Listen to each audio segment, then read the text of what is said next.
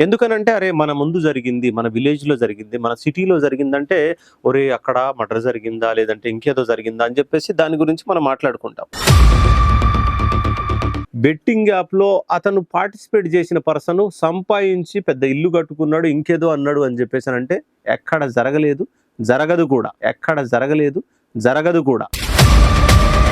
కేవలం బెట్టింగ్ యాప్‌ని ప్రమోట్ చేసిన పర్సన్ మాత్రమే సంపాదిస్తాడు తప్ప, బెట్టింగ్ యాప్‌లో పార్టిసిపేట్ చేసిన పర్సన్ ఎప్పటికీ ఒక్క రూపాయి కూడా సంపాదించుకోలేడు. ప్రమోట్ చేసిన పర్సన్ మాత్రమే సంపాదిస్తాడు తప్ప మన స్టేట్‌కి సంబంధించినటువంటి సీఎం కావచ్చు, లేదంటే ఒక ఎమ్మెల్యే, ఎంపీ ఎవరో తలుచుకుంటే ఇది ఆగేది కాదు. 30,000 కాదు, ఇదిగో 40,000 ఇస్తున్నా తీసుకో. అంటే ఎంత కోటేశ్వరుడున్నా, ఎంత బలిసినోడున్నా